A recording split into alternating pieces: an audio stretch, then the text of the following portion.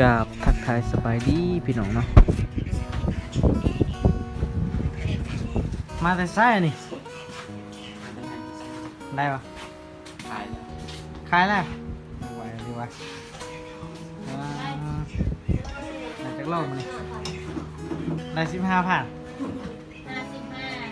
กระไดเยอะ แดดเลย แดดนะ พอกันโหนน 5 4พี่น้องเอ้ยมันเลยแค่5 4เนาะได้55,000ได้จากโล55ได้ปะ4 โล5 โลประมาณนั้นน่ะ โลครึ่ง ว่าสัญญางมาที่คุณแดดฮอนๆอย่างสินะพี่น้อง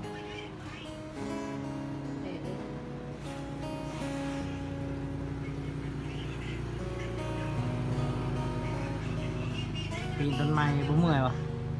ไม่ เมียจากกับปีนคือกัน เก็บเป็น เออเมียเป็นผู้เก็บเจ้าเป็นผู้แย่ขึ้นแล้วก็แย่น้ำพี่น้องอะครบทุกอย่างเป็นเพิ่นย่างมาที่คุณต้องแต่งสองผู้เมียเพิ่นก็เลยรัดท้ายคลิปพี่น้องอะเพิ่นหากนมาแต่คล้ายที่สี่เนาะพี่น้องเพิ่นไปหาเมื่อวานนี่ว่าไปหา เสาร์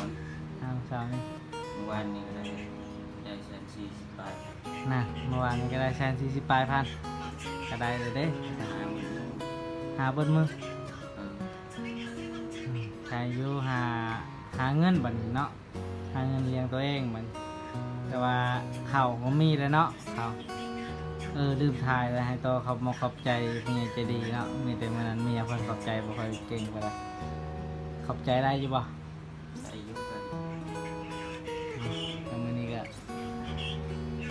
แต่นี่ก็ฮอดตักกัน ฮอนแท้ฮอนหวานเนาะเดี๋ยวพี่น้อยหากนมาแต่หาขี้สี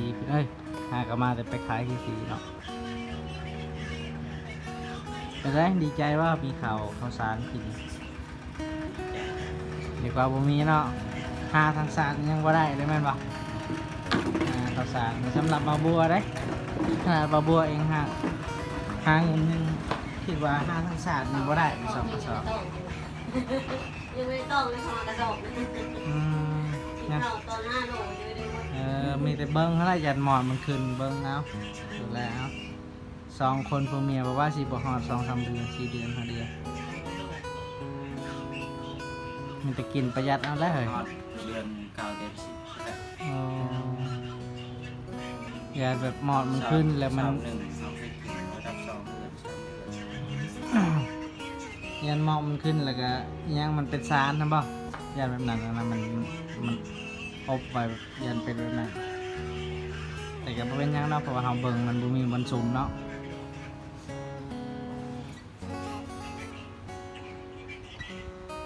ตอนนี้บ่บัวก็อยู่หานแดดแห้งพี่น้องเลย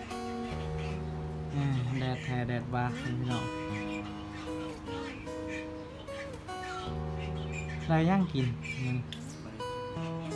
บ่ได้กินยัง โลกนี้ ดอกมีโตเฮาซื้อมื้อซื้อนี่บ่หวานซื้อนี่เนาะกินกับประหยัดน้ำมาแล้วมันหายากแล้วเดี๋ยวนี้คลองกระแพงอีกเดี๋ยวนี้น้ำมันกับเพอเงินกับเพอน้ำมันกับแพงพี่น้อยจากสิหายังขนาดบ่บัวเปิดทานนี่ก็ยังบ่กุ้มเลยพี่น้องยังบ่อยากกุ้มเลยใช้จ่ายโอ้พี่น้อยชีวิตแต่ละมื้อแต่ละเว้นพี่น้อยกับบ่พอได้กับพี่น้องเปิดทานก็อะไรบ่ค่อยร้ายพี่น้อย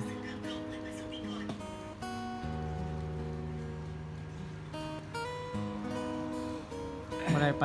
คลองกระป๋อมบ่คลองมาขายดีกว่าเฮาอยากซื้อดิกินนั่นนะบ่มีบ่เฮาอยากก้อยแล้วมีอันนั้นเด้มีอันมะม่วงนะเนาะมีมะม่วงก้อยแซ่บๆเนาะมะม่วงกระสออยากกินนี่พี่น้องมักอาหารบ้านเฮาเนาะอาหารอยู่บ้านนอกบ้านนาพี่น้อง ม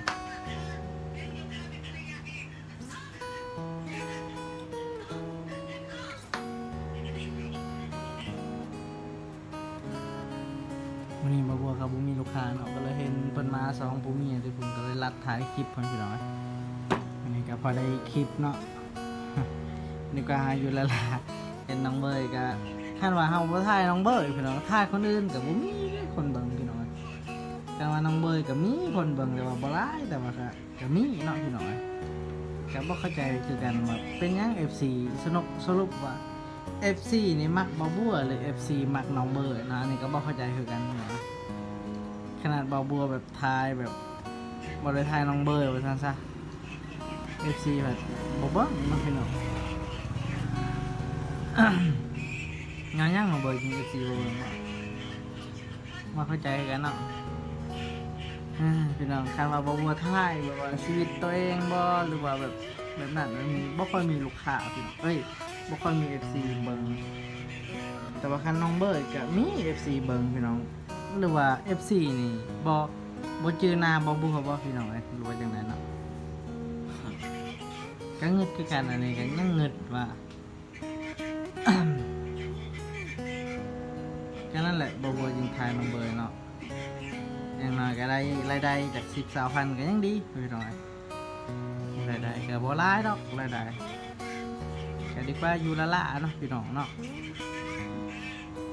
ทำมาทายคนอื่นผัดรายได้น้อยเดียวบ่ฮอ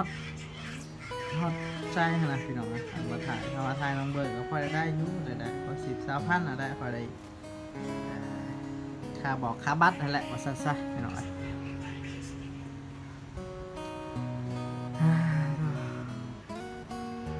กินข้าวเลยบ่ กิน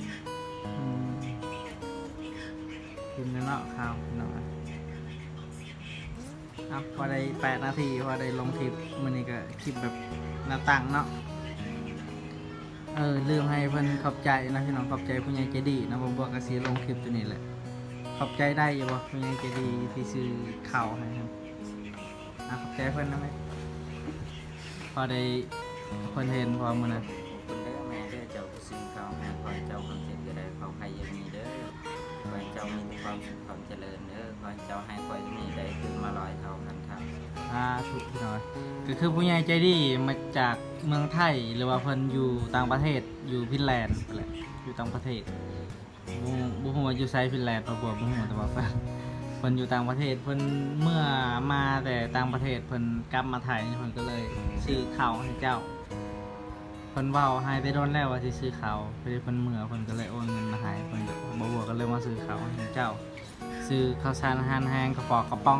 นำปลากระป๋องมันปลากระป๋องพี่น้องไว้มีไว้ยังไงพี่น้องยำบอกยังทุกอย่างเอาวันนี้ก็ให้เพิ่นขอมขอบใจทางผู้ใหญ่แล้วนะพี่น้อง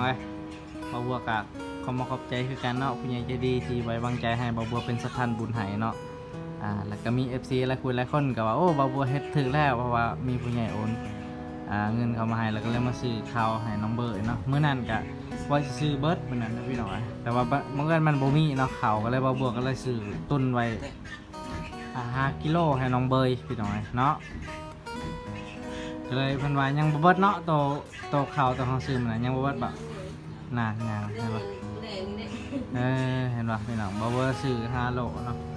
บ่บัวก็สั่งโดนก็ประมาณ 2-3 มื้อ 4-5 มื้อบ่ฮอด4-5 มื้อประมาณ4 มื้อพี่น้องเพื่อเพิ่นสิมีข้าวนำมาสีในห้างหรือว่าในโรงสีเนาะพี่น้องสิประมาณนั้นโอเคพี่น้องสำหรับคลิปนี้บ่าวบวกก็สิได้ปิดคลิปไว้เพียงเท่านี้ก่อนพี่น้องเนาะก่อนอื่นก็อย่าลืมฝากกดไลค์กดติดตามให้บ่าวบัวนี่เด้อพี่น้องขอบใจหลายๆพี่น้อง